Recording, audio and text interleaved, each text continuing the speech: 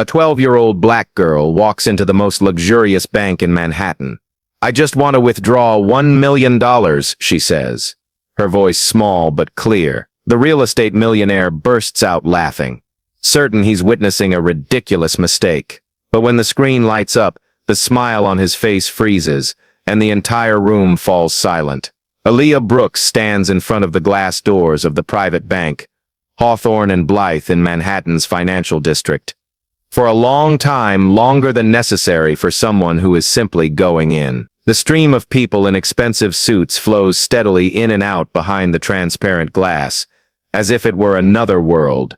A world governed by rules she had never been taught how to enter. Aaliyah is only 12 years old, from East Baltimore, where old brick buildings are stained with the marks of time and evenings often end with the sound of ambulance sirens more than laughter. She isn't dressed in rags, clean jeans, a neat dark jacket, shoes that are worn but carefully polished.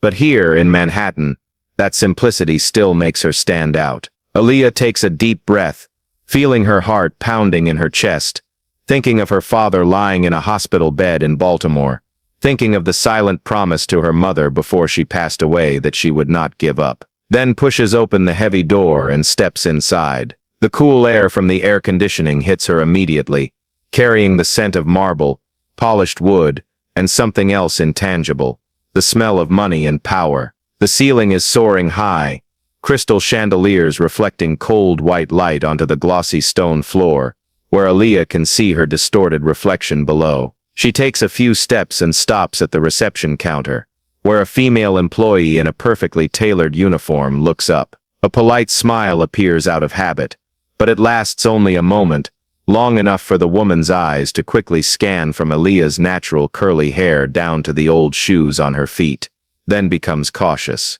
"Do you have an appointment?" Her voice remains polite, but it already carries an invisible distance. Aaliyah shakes her head, her hands clasping together reflexively. "This is a private banking branch," the employee continues, as if reminding her of something obvious. "Are you sure you're not in the wrong place?" Around them, a few customers glance over briefly, their eyes curious before quickly turning away, like spotting a detail out of place in a perfect painting. Aaliyah clearly feels that familiar sensation, the feeling that she has to prove her right to be here, even though no one has said it outright. She swallows hard, keeping her voice from trembling, speaking slowly and clearly, each word as she had rehearsed in her mind the entire way from Baltimore to New York. "I want to withdraw $1 million. In that brief moment, it seems as if all sound in the bank lobby has been sucked away. The receptionist freezes, her eyes widening slightly, then quickly furrowing her brows. Surprise turns to suspicion, and that suspicion needs no explanation. Aaliyah can clearly see what they're thinking. A 12-year-old black girl, no appointment, no signs of wealth.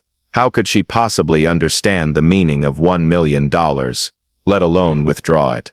The receptionist clears her throat, as if needing more time to rearrange the reality that has just been disrupted. From the premium waiting area to the right of the lobby, where soft leather chairs are spaced just enough to create a sense of privacy, Charles Whitmore stands up just as the words, "I want to withdraw $1 million, still hang in the air, and he bursts out laughing, a short laugh but loud enough to break the tense silence that had formed. Charles Whitmore is the kind of person whose presence needs no introduction, because the way he dresses, the way he moves, and his confident eyes mixed with arrogance all say it.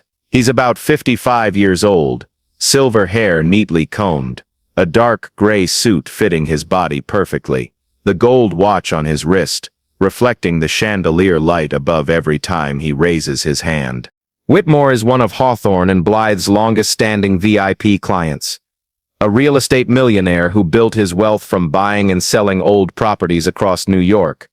And the bank staff are accustomed to immediately adjusting their attitude whenever he appears, as if the entire space automatically yields priority to him. He takes a few steps toward the reception counter, the smile still on his lips, his eyes not looking at Aaliyah, but straight at the female employee, his voice carrying the amusement of someone who just heard an unexpected joke. "Excuse me," Whitmore says, as if apologizing for interrupting something unrelated. I couldn't help but overhear. $1 million, huh? He shakes his head, laughing again. This time longer, causing a few nearby customers to turn and look. A middle-aged man in a light blue suit smirks in agreement.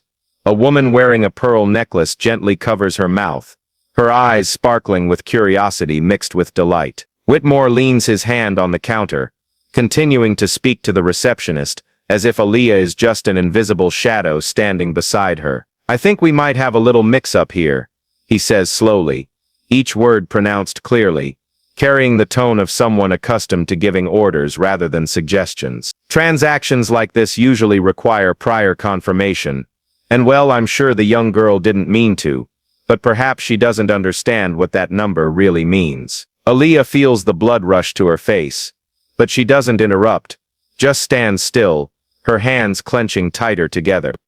Whitmore tilts his head, finally glancing at her, his eyes scanning quickly enough to assess and dismiss. Invalid card, he continues, listing as if reading from a memorized checklist, or mistaken account, or he shrugs, the smile carrying a hint of sarcasm. This simply isn't the place for transactions like that from customers without a history here.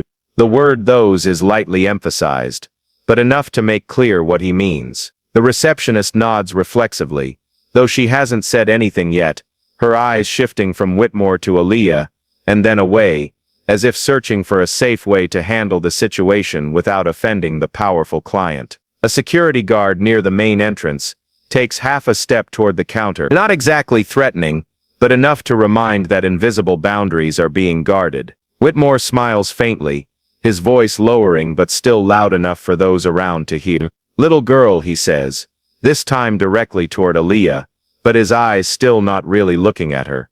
This bank handles numbers that most people never touch in their lifetime. $1 million isn't something to test your luck with. A few soft laughs ripple around, not loud but enough to create a wave of silent agreement. Aaliyah feels as if the stone floor beneath her feet is colder, slicker, and the entire vast room is gradually tilting toward her.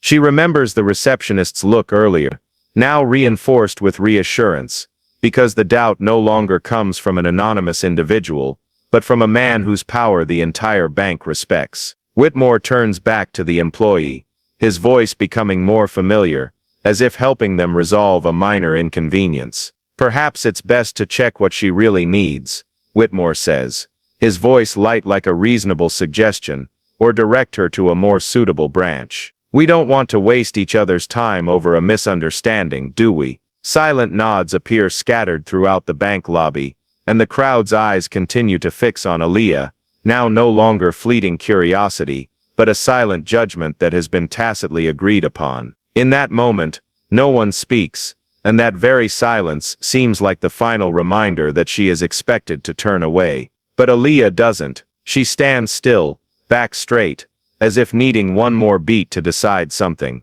Whitmore notices the delay, turns back to look at her, and the polite smile on his face quickly disappears, replaced by a cold smile of someone accustomed to things going his way. "Little girl," he says, this time without pretending politeness, loud enough for the entire lobby to hear. "I think we should clarify a few very basic possibilities before continuing this mix-up." He crosses his arms over his chest, his eyes no longer glancing past Aaliyah, but stopping on her, scrutinizing, as if preparing to dissect her in front of the crowd. "First," he says, his voice steady like listing terms in a contract, "the card you're holding might not be yours. That happens more often than you think." A few murmurs arise around, soft enough not to be protest, but clear enough for Aaliyah to feel the subtle agreement. "Second," Whitmore continues, "it's possible you found the card somewhere, or it was sent to the wrong address by mistake." He shrugs, as if showing leniency toward a minor human error. And third, he pauses for a beat, his eyes narrowing slightly.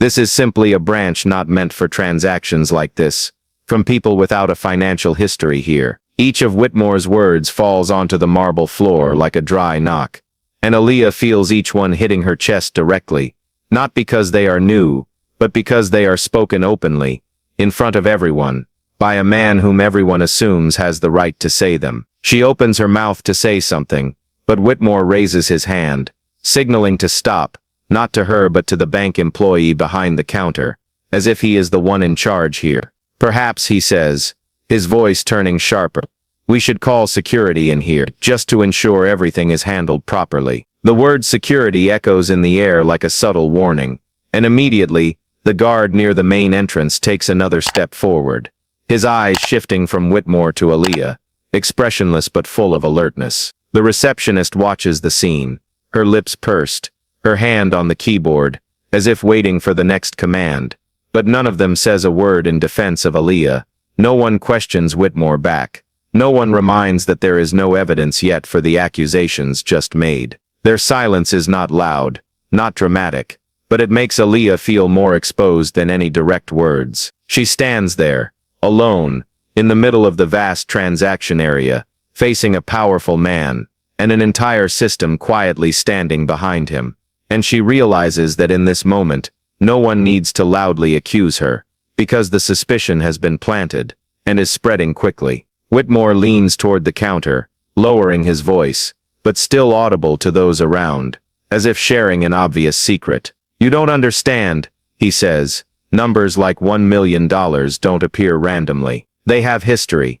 They have traces. And when someone without any sign of that history walks in here and demands to withdraw that amount, the first question isn't how, but why. He looks Aaliyah up and down, his eyes lingering a bit longer on her old shoes, then turns away, as if the answer is too obvious. A man standing nearby shakes his head slightly. Another woman sighs, and Aaliyah can feel that in their eyes, the story has already been told, and she is just a supporting character in it, an anomaly that needs to be removed, to restore familiar order. The guard takes another half-step closer, not touching her, but close enough for Aaliyah to feel his presence like an invisible wall. Perhaps, Whitmore says, his voice carrying feigned weariness, we should resolve this quickly. If this is a misunderstanding, it's best to end it right now, before things become more awkward. The word awkward is drawn out, like a threat wrapped in polite language. Aaliyah feels her throat go dry, her hands clenching so tight that her nails nearly dig into her skin, but she doesn't back down. The humiliation now is no longer a vague feeling, but has become a clear entity, standing right in front of her, taking the form of accusations, without evidence, of suspicious glances without confirmation, of a system ready to believe the worst about her, simply because of who she is, and where she stands. In the heavy silence that envelops after Charles Whitmore's accusations, Aaliyah Brooks stands still for a few more seconds, as if her body needs time to catch up with the decision her mind has made. Her hands trembling uncontrollably, her fingers ice-cold despite the perfectly heated bank space. But what surprises her is that no tears fall, no outburst like she had feared, only a heavy pressure in her chest, and a strange clarity gradually forming. She hears the blood pounding in her ears, hears the very soft murmurs from behind, feels the guard's eyes fixed on her back, and in that moment, she understands that if she remains silent any longer, if she lets this trembling decide for her, then everything Whitmore just said will become the only truth existing in this room. Aaliyah takes a deep breath, slow and long, like the way nurses taught her father to breathe before each bout of pain, then lifts her head, her eyes no longer looking down at the cold stone floor, but straight toward the main transaction counter, where all the power is concentrated. Her voice when it comes out is still trembling, not from weakness but because she is forcing herself to speak in a space that has never made room for her voice. I just want to check my balance. No justification, no pleading, no long explanation about her circumstances or reasons. Just a simple statement, repeated like an affirmation, as if she is drawing a straight line between all the assumptions just thrown at her, and a reality she knows exists. A few people frown slightly, seemingly unaccustomed to a girl like Aaliyah daring to speak again after what just happened, while Whitmore pauses briefly, the sarcastic smile on his lips fading for a moment, because that statement gives him no more material to mock. Aaliyah takes one step forward, then another, her legs still shaking but not retreating, each step echoing clearly on the marble floor, like a steady knock breaking the oppressive silence. She walks straight to the main transaction desk, not looking at Whitmore, not seeking permission from anyone, and that action, small to the point of almost insignificant, creates an invisible disturbance in the room, because it goes against everyone's expectation that she would stop, that she would know her place. The receptionist looks at her with bewildered eyes, her hand on the keyboard unsure of what to type next, while the manager standing behind the counter hesitates, his eyes shifting back and forth between Whitmore and Aaliyah, clearly weighing whose power truly holds at this moment. Aaliyah places both hands on the cold counter surface, clearly feeling the slight tremor in her fingertips, but she maintains that posture, keeping her back straight, shoulders not hunched as before, as if the very act of standing firm has given her a bit more strength that minutes ago she didn't think she had. She doesn't deny the accusations just made, nor confirm them, because she understands that any defensive reaction now would only make her look like the image they are ready to assign her. And instead she chooses the only way left to force this system to do what it's supposed to do. "Please," she adds, her voice still small but clear. "Check it." The atmosphere in the bank lobby shifts very subtly, not with a noise or a strong reaction, but with a change in how people look at her. From an object of judgment to an unresolved variable. Whitmore crosses his arms again, his eyes sharper, as if being challenged in a way he didn't expect, and Aaliyah can feel that tension spreading around, like the calm water surface before a large stone drops. In that moment, she realizes that she has crossed another invisible boundary, not by proving anything about money, but by refusing to disappear, refusing to be silent, and choosing to face power with her own fragile but steadfast calm. Charles Whitmore looks at Aaliyah one more time after her brief statement, his eyes no longer completely certain as before, but still carrying the inherent sarcasm of someone accustomed to winning. Then he lets out a faint laugh, tilting his head toward the main transaction counter, as if preparing to end a play not worth spending more time on. "Fine," Whitmore says, his voice calm to the point of coldness. "Let's just follow the procedure." He steps closer, standing right next to the bank employee, the movement so familiar that it's clear this isn't the first time he's directly intervened in matters like this, and with a very small, almost unconscious gesture, he signals for the female employee to step back, yielding the spot in front of the computer screen to him. No one objects. No one speaks up to remind that this isn't his role, because in this space, Charles Whitmore's power is always assumed. Aaliyah stands still on the opposite side of the counter, both hands placed on the cold stone surface, clearly feeling each heartbeat in her chest, not faster than before but heavier, as if each beat carries the full weight of this moment. Whitmore leans toward the screen, his well-manicured hands placed on the keyboard, and he turns his head back to look at Aaliyah, the thin smile on his lips carrying a clear challenge. "Your full name?" he asks, drawing out the question, as if speaking to a child who doesn't yet understand the rules of the game. Aaliyah swallows hard, but doesn't look away.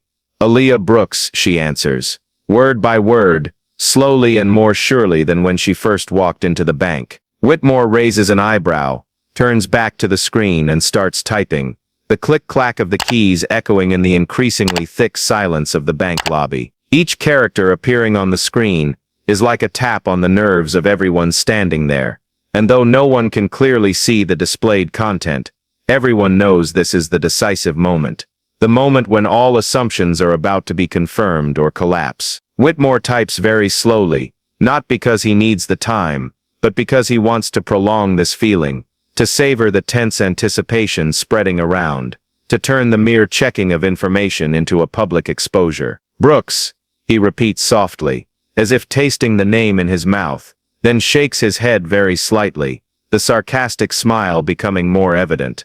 Not a name that appears here often. A few people subtly shift their weight, some cross their arms, some tilt their heads toward the screen, even knowing they can't see anything, and the silence now is no longer mere curiosity, but a judgmental waiting, like the entire room is holding its breath to witness something already predicted. Aaliyah clearly feels everyone's eyes pouring onto her back, as if they're counting the seconds until she's exposed, until the story they believe in is proven right. Whitmore continues operating, entering a few more pieces of information, sometimes pausing unnecessarily, glancing at Aaliyah then back at the screen, as if wondering why she's still standing there, why she hasn't yet understood that this is just the final procedure before being asked to leave. The bank employees standing behind him exchange glances, hesitation clear on their faces, but no one steps forward to intervene, because they're all waiting for the same moment, the moment when the system will speak for them. The soft hum of the air conditioning, the distant footsteps of someone just entering the lobby, all those ordinary sounds suddenly become too clear in Aaliyah's ears, as if time is slowing down, stretching each second to force her to fully feel this tension. She stands there, unmoving, not pleading, not resisting, just keeping her gaze at a level high enough not to be seen as bowing her head, low enough not to become an overt challenge. In her mind there are no clear thoughts, only a vague feeling that everything that has happened since she walked into this bank is converging on the moment Whitmore presses the final enter key. Whitmore remains still in front of the screen, after pressing enter. His posture initially unchanged, back slightly bent, hands resting lightly on the edge of the keyboard, as if just one more action could end the whole thing. But then something very small, very subtle begins to happen, something that if not paid close attention to, perhaps no one would notice right away.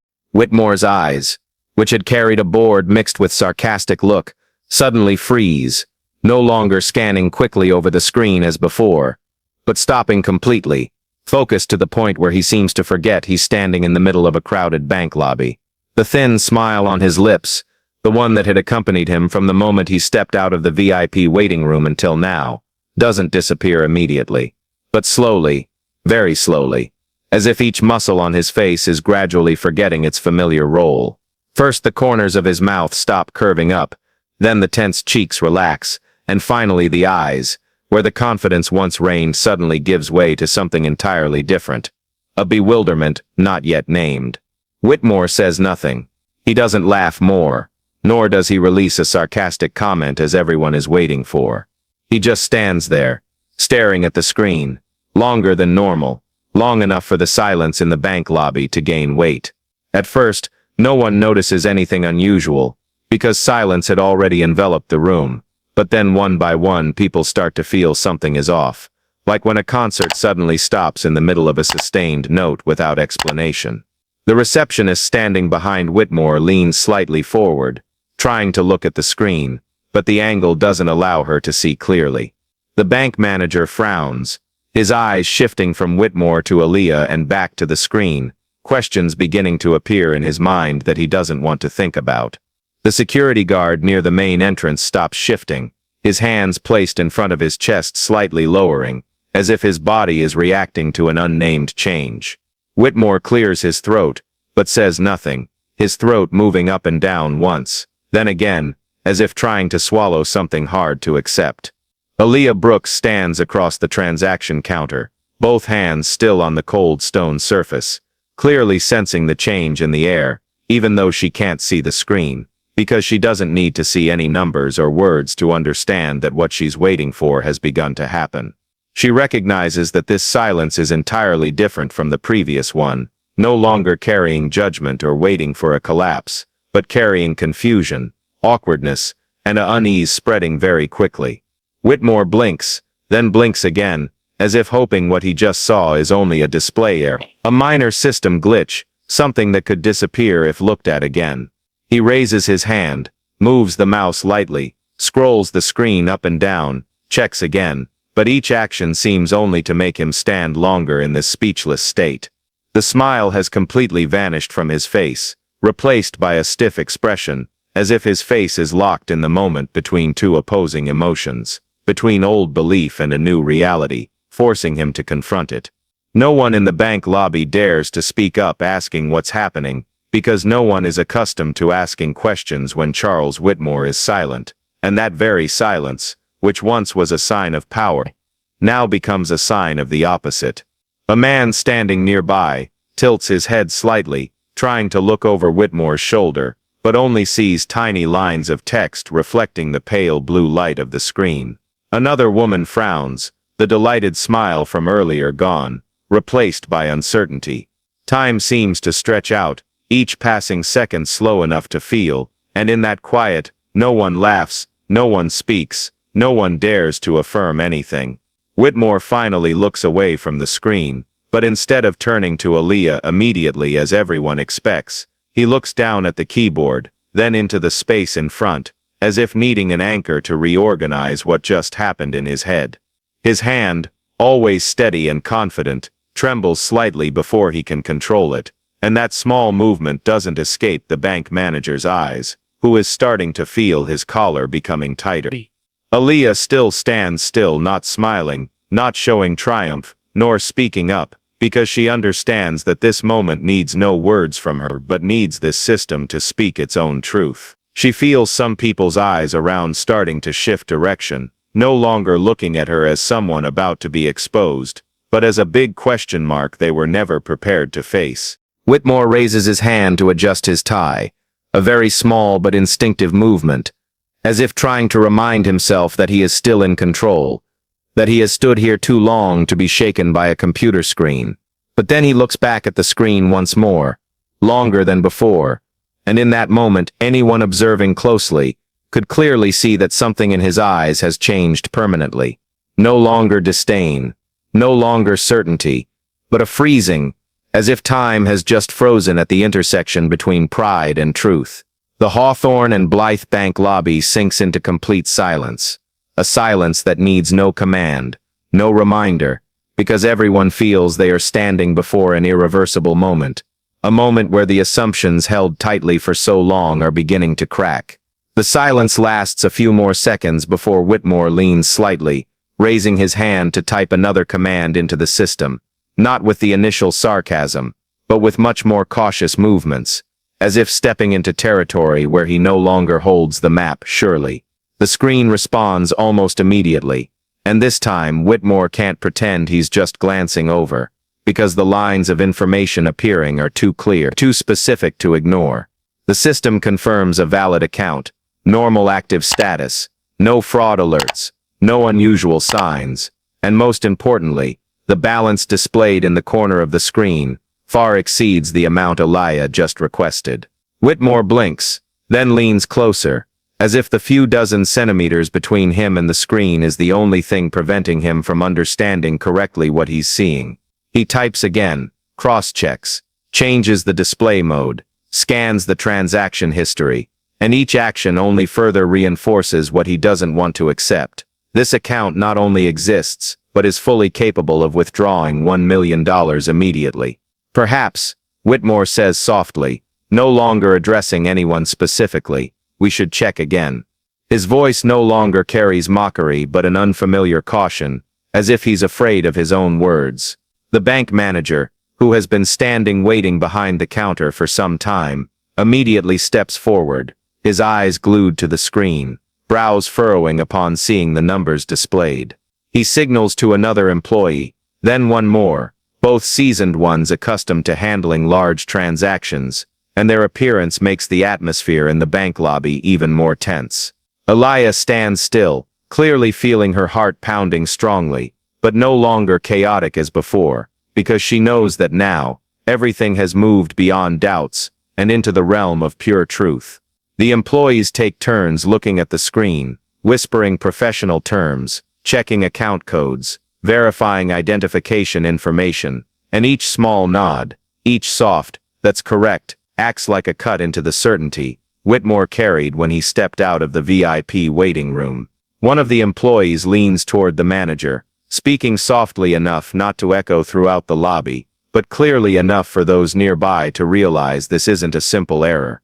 Account is clean, he says, clear history. The manager clears his throat, turns to Whitmore, his eyes no longer unconditional deference, but a professional caution forcing him to face an unwanted reality.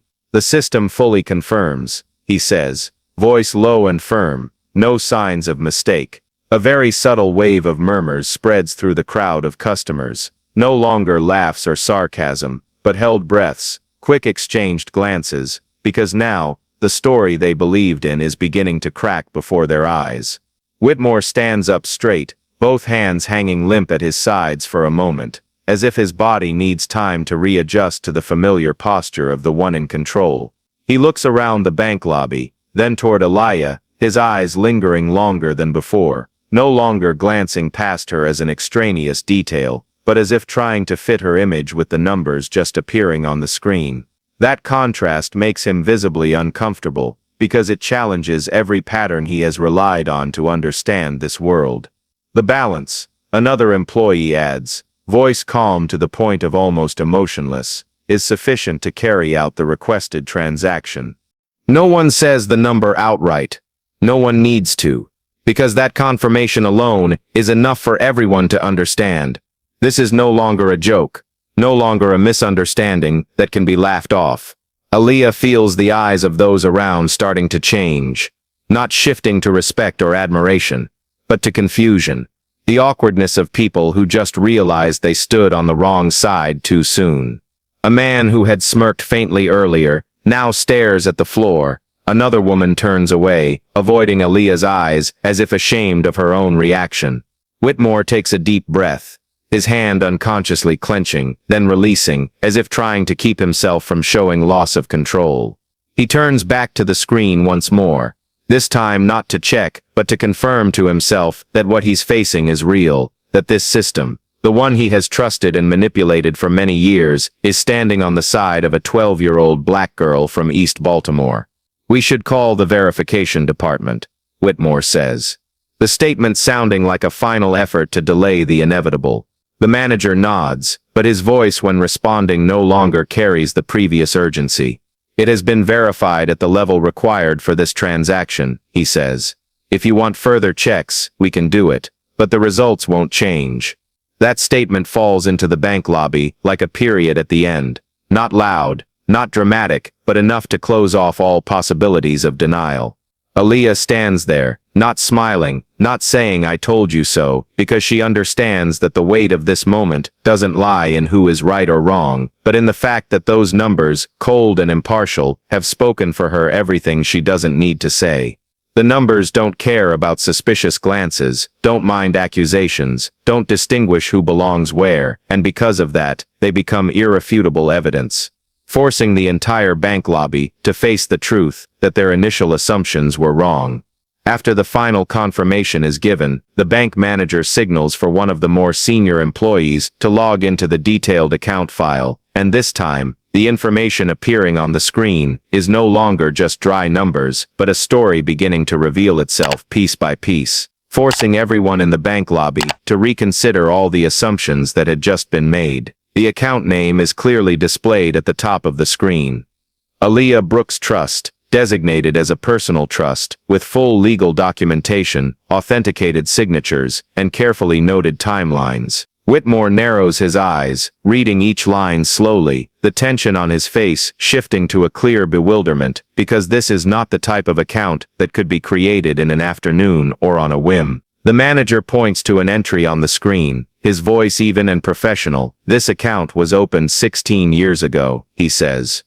By Miss Aaliyah's mother. Another silence envelops the bank lobby, but this time, that silence no longer carries the anticipation of judgment, but the pause of people who have just realized that the story before them is far more complex than what they were willing to believe. Whitmore leans slightly, as if needing to get closer to make sure he's not misreading, and his eyes stop at the column clearly stating the status of the trust's establisher deceased. No one says anything for the next few seconds, and in that quiet, Aaliyah feels her throat tighten, not out of fear as before, but from a deeper emotion, because her mother's name, though not read aloud, is still very clearly present in those cold lines of text. The manager continues, as if reading a routine report, but each statement carries special weight in this context.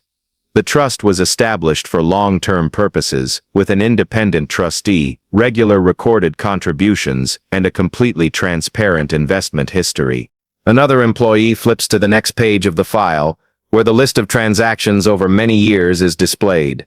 None unusual, no signs of money laundering or fraud, just small regular investments, growing slowly but steadily. like the way a patient person builds something in silence. No illegal activity, he adds, his voice firm, as if that statement is repeated many times in daily work.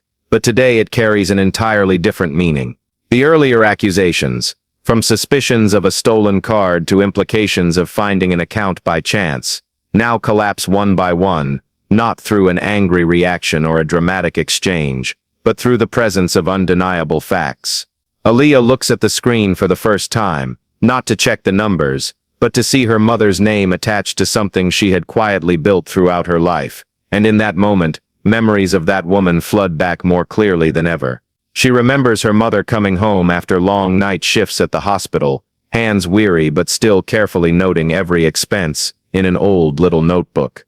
Remembers the evenings her mother sat at the kitchen table, the dim yellow light shining down on papers that Aaliyah didn't understand at the time, only knowing that her mother always told her there are things you have to prepare for very early, even when the world says you don't need to or don't deserve to. Whitmore stands there, listening to each confirmation, his eyes no longer sharp as before but becoming clouded, as if trying to connect the image of the invisible woman behind this account with the young girl standing in front of him. A few customers around begin exchanging glances, no longer carrying delight or curiosity, but awkwardness and a belated shame, because now the story is clear enough that there's no room left for mockery. The manager pauses, turns to Aaliyah for the first time since she entered the bank, his eyes looking at her as a real customer, not a problem to handle. "You have full rights to this trust," he says, his voice unchanged, but the meaning entirely different, in accordance with the established terms. That statement rings out like an official closure to all doubts, and in that moment, Aaliyah senses a profound shift in the air, not victory or revenge, but a settling, as if the room has just passed through an invisible storm. Whitmore opens his mouth, as if to say something, but then falls silent, his jaw clenching for a moment before relaxing, because any words now risk becoming redundant. The security guard near the main entrance has completely lowered his alert posture, his eyes shifting elsewhere, as if unconsciously wanting to withdraw from the role he had just been placed in. Aaliyah stands there, listening to the final confirmations, clearly feeling that the accusations once hanging over her head have been completely removed, not because she had to explain or justify, but thanks to the truth, protected by the very system that had previously turned its back on her. She realizes that this moment is not just about money or access to an account, but about the honor of her mother, of herself, being restored to its rightful place, acknowledged quietly but fully. When the final details about the account are confirmed, the bank manager continues scrolling down to the attached file section, and there, amid the dry legal forms and detailed financial statements, appears a note entry that no one had paid attention to before. A file stored with the trust titled simply, but which Aaliyah immediately recognizes, because it is her mother's handwriting. The manager hesitates for a second, then asks Aaliyah in a much softer voice than before whether she wants them to read its contents, and Aaliyah nods very slightly, her throat choking up before she can say it aloud. The room seems to recede as the lines of text appear on the screen, and in that moment, the image of Aaliyah's late mother becomes clearer than any number that has ever appeared in this bank. Her mother had been a hospital janitor in Baltimore, a job that almost no one notices until it's not done anymore. Long shifts stretching through the night, cold hallways that needed cleaning before doctors and patients walked through, hands rough from cleaning chemicals and cold water, and a body so tired that many times she had to lean against the wall for a few seconds just to catch her breath. Aaliyah remembers clearly the mornings her mother came home when the city was still asleep, her coat still carrying the hospital smell, eyes red from lack of sleep, but still forcing a smile when seeing her daughter waiting at the kitchen table. Her mother never spoke of her fatigue as a burden. She only said that her work helped others start their day in a clean space. And that was enough. But what Aaliyah only understood later when she was older was that besides those grueling shifts, her mother also devoted every rare spare moment to learning how to manage money, not from classes or expensive courses, but from old flyers, books borrowed from the library, free workshops she quietly attended after work. She carefully noted every expense, cut back on everything unnecessary, and regularly sent a small portion of her income into long-term savings and investments, not with hopes of getting rich quick, but with a steadfast belief that time and discipline could achieve what human strength alone could not. The manager reads on the legal notes, explaining that the trust was established to protect Aaliyah in case the worst happened, that her mother had chosen the legal structure carefully to ensure no one could arbitrarily touch that money, that every decision was recorded in tight, precise language, as if she had foreseen a day when her daughter would have to stand before suspicious eyes and need protection that could not be refuted. When reaching the letter section, the manager's voice slows down, no longer the voice of someone reading documents, but like conveying something more personal, and each word echoes in the vast bank lobby, making the space that was cold suddenly heavy with emotion. In the letter, Aaliyah's mother did not write at length.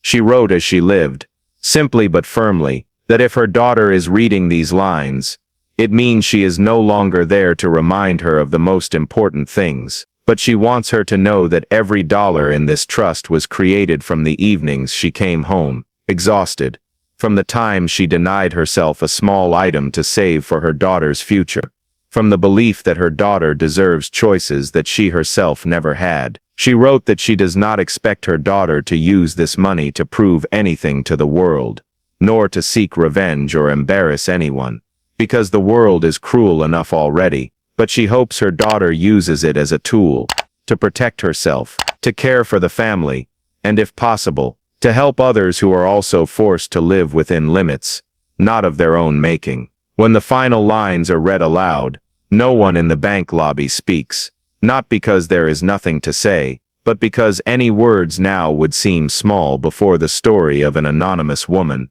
who spent her entire life building a future she might never witness. Aaliyah feels tears welling up, for the first time since entering this bank, but she doesn't try to hold them back, because those tears are no longer a sign of weakness or humiliation, but a natural response to the love and sacrifice revealed too late. Whitmore stands there, listening, and for the first time since he appeared, his eyes are no longer on the screen or the numbers, but on Aaliyah with a different kind of silence. A silence of someone who has just realized there are types of wealth that his money and power cannot touch. The bank employees, who had hesitated and remained silent before the accusations, now stand still, not because of procedure, but because they are facing the real story behind the account they had just viewed as a problem to handle. After the final lines in Aaliyah's mother's letter are read, and the screen stops at the trust file, a very clear change occurs in the Hawthorne and Blythe bank lobby, not through an official announcement or a loud command, but through small but meaningful gestures from the very people who had stood silent before the humiliation.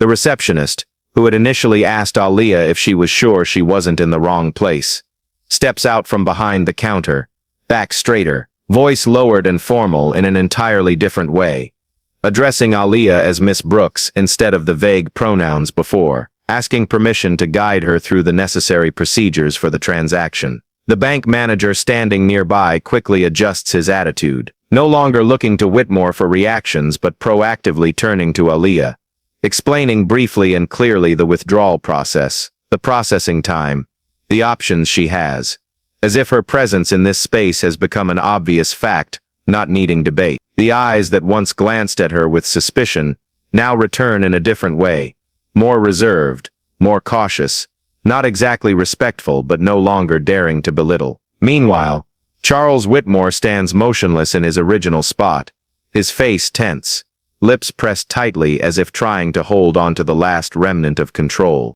He clears his throat once, then again, but no words come out as usual, because every sharp remark he once used now becomes useless before the cold facts just confirmed. Whitmore raises his hand to adjust his tie, a familiar move whenever he feels he's losing the upper hand. But this time, the action doesn't have the effect he wants, because it can't hide the bewilderment clear in his eyes. He looks around the bank lobby, where just minutes before sarcastic laughs had echoed in agreement, and now only thick silence remains.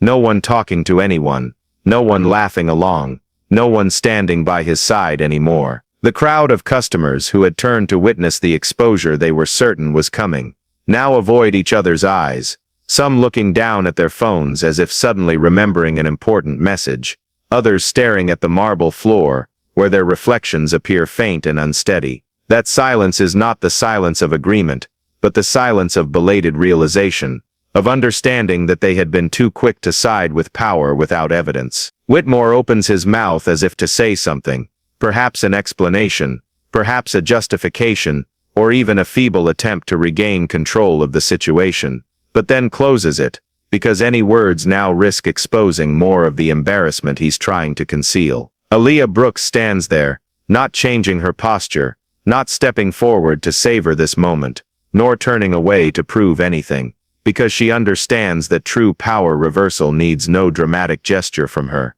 It is happening right before everyone's eyes. The bank employees, who had been silent before the accusations, are now busy serving Aaliyah, but in each of their movements, a new caution can still be seen, as if they are relearning how to behave in a situation they never thought they would encounter. Whitmore looks toward Aaliyah one more time, his eyes no longer cold or disdainful, but carrying an unnamed emptiness, because he realizes that the power he believed was absolute here has just been shaken not by an equal opponent, but by a young girl he had dismissed from the start. There is no applause, no public apology, no celebration of any kind, and that very absence makes this moment far heavier, because it forces everyone present to confront their own responsibility in what just happened. Aaliyah clearly senses that change, not as a personal victory, but as a restoration of fair order where truth has finally been placed above prejudice, and human hearts are forced to fall silent before it.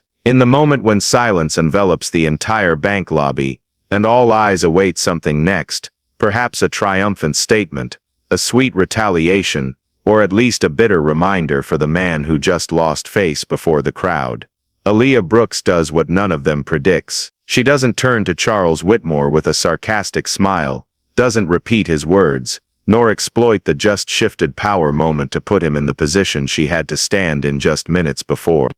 Aaliyah stands still, takes a really deep breath, and when she speaks, her voice is still small, still slightly trembling, but no longer carrying fear or defensiveness, but a calm from deep within. "I didn't come here to embarrass anyone," she says, not looking straight at Whitmore immediately, but directing her gaze toward the transaction counter, as if speaking to the entire space rather than a specific individual. Those words ring out gently but clearly, loud enough for those standing nearby to hear, and enough to break the unspoken expectation that this would be a moment of revenge. Whitmore shifts slightly, as if not sure what he just heard, because he is accustomed to money being used as a tool to overpower, to teach others a lesson, to assert position, and he had prepared himself for being defeated by that very tool before the crowd. But Aaliyah doesn't do that. She turns to look at him, this time her eyes holding no anger nor pity, but a straight, equal gaze, as if saying she doesn't need to diminish him to stand firm. "This money," she continues, her voice slower, "is not to prove who I am, nor to punish anyone." She pauses a beat, long enough for those words to sink into the air, then adds, the statement that many will remember for a long time afterward. "My mother didn't save her whole life just so I could use money as a weapon." That statement is not loud, not dramatic, but it falls into the bank lobby like a heavy object, because it forces those present to confront a different notion of power, one not based on humiliation or victory over others, but on self-control and dignity. Aaliyah senses the very subtle change in how people look at her, not admiration for her wealth, but a profound bewilderment, because they have just witnessed a form of power they are unaccustomed to recognizing. She doesn't need to repeat Whitmore's accusations, because her refusal to retaliate makes those words small and out of place. Whitmore stands there, hands hanging limp at his sides, his face flushing slightly not from anger, but from a hard-to-name feeling, because he realizes he was not only wrong about the numbers, but wrong about how he judged a person. No one in the crowd laughs, no one shows disappointment at the lack of a dramatic climax, because they gradually understand that what is happening before their eyes needs no further emphasis. Aaliyah turns back to the bank employees, speaking in the polite tone as when she entered, that she wants to continue the transaction according to proper procedure, and that normalcy, in the context just experienced, becomes a stronger statement than any challenge. She doesn't demand an apology from Whitmore, doesn't require public acknowledgement, because she understands that real change doesn't come from forcing others to bow their heads, but from keeping herself from being drawn into the same logic they just used to hurt her. In that moment, Aaliyah's kindness is not concession or weakness, but a conscious choice, a clear boundary she sets between using money as a building tool and turning it into a destructive weapon. And that very choice makes the bank space, accustomed to cold displays of power, fall silent once more, this time not because of the balance or system confirmation, but because they have just witnessed an unbeatable dignity, a kindness that needs no proof, and a way of black existence that none of them can easily ignore after having seen it with their own eyes. After Aaliyah's final statement, as she turns away to continue the transaction, as if everything that just happened was a necessary step to reach the truth, Charles Whitmore still stands in place, and for the first time since he stepped out of the VIP waiting room, with the familiar confidence of someone always listened to, he doesn't know what to do next. He had prepared for many scenarios in his mind, for resistance, for anger, for a sharp retort, even for a counter-humiliation he could endure and quickly forget, but he had not prepared for being confronted with such poise and self-respect that it refuses to use the newly gained power. Whitmore looks at Aaliyah from behind, watches how she talks to the bank employees in an even, polite tone, no different from an ordinary customer, and that very normalcy makes him feel a vast emptiness opening in his chest. He realizes that for many years his power has always been reinforced by others' reactions, by fear, deference, or at least submissive silence. And when Aaliyah refuses to play the counter role in that game, the entire reference system he relies on suddenly collapses. Whitmore clears his throat out of habit, but no words come out. His throat dry as if the statements once so easy for him now have no place. He looks around the bank lobby, where the employees who previously waited for his glance to act are now fully focused on Aaliyah, and he understands very clearly that no one is deliberately turning their back on him, but they no longer need him as before. That truth comes slowly but heavily, because it not only says he was wrong in judgment, but shows that the central position he still assumes for himself is actually more fragile than he ever thought. Whitmore recalls his early career years, when he too entered large buildings with uncertainty, was judged by cheap clothes and not yet confident speech, but at some point, instead of keeping that memory as a reminder, he chose to forget it, even turning it into a measure to judge others. Now, standing before a young girl who chose not to make him small to grow herself, Whitmore is forced to confront the emptiness he has filled with money and control for many years, and for the first time, those things don't help him escape that feeling. He realizes he doesn't feel defeated in the familiar way, no anger or need to retaliate, just a deep weariness, as if he has just clearly seen his own limits. Whitmore opens his mouth once more, then stops, because any words now would only reveal more clearly his disconnection in a moment he no longer controls. He stands there, silent, not the tactical silence he once used to apply pressure, but the silence of someone who has just realized there are forms of power he doesn't possess, and lessons that money cannot buy. As Aaliyah signs the final papers, the sound of pen on paper ringing softly but clearly in the space, Whitmore feels as if each stroke is closing a familiar chapter in how he views the world, and opening an emptiness he doesn't yet know how to fill. He doesn't say sorry, doesn't offer an excuse, because he understands that any effort to reclaim a voice now would go against the truth he has just been forced to accept. A few weeks after that day, when the silence in the Hawthorne and Blythe bank lobby has receded into the background like an unforgettable memory, Aaliyah Brooks's life begins to move to a different rhythm, not loud but steadfast, just like how her mother did everything. Her father's surgery at the hospital in Baltimore proceeds on schedule, no more urgent calls about unpaid bills or pitying looks from medical staff every time her family asks about costs. Aaliyah sits by the hospital bed, holding her father's gaunt hand as he gradually wakes after anesthesia, his eyes opening slowly, still weary, but lighting up with something very different, a relief Aaliyah has never seen during all the months he has been hospitalized. He doesn't ask about money, doesn't need to hear complicated details, just squeezes his daughter's hand tightly when she says everything is okay, that he can focus on recovery, that they no longer have to choose between health and survival. In the following days, as her father begins practicing walking along the hospital corridor, Aaliyah takes time to complete what her mother started, using the remaining portion of the trust to establish a small community fund in East Baltimore, where families like hers once were can find support before everything becomes desperate. The fund is not named after her, but after the mother who quietly built it, focusing on emergency medical support, basic financial education, and short-term aid so people don't fall freely just because of an unexpected event. Aaliyah doesn't stand on a high podium to give speeches, nor appear on billboards. She works with local churches, community centers, listening to each story one by one, recalling very clearly her own feeling of helplessness, so as not to turn help into a form of cold handouts. When things are temporarily stable, when her father is healthy enough to sit by the window looking down at the familiar street, Aaliyah returns to Baltimore completely, not as a victor returning to her hometown, but as a part of the community that never left her mind. She walks through the old streets, the faded brick buildings, where the smell of food from small kitchens mixes with the familiar sounds of the city, and for the first time in a very long time, she no longer feels like she's just trying to survive. The story about the bank in Manhattan isn't mentioned much, not because it's unimportant, but because for Aaliyah, the true value of that day lies not in the power reversal moment, but in what it allows her to do afterward.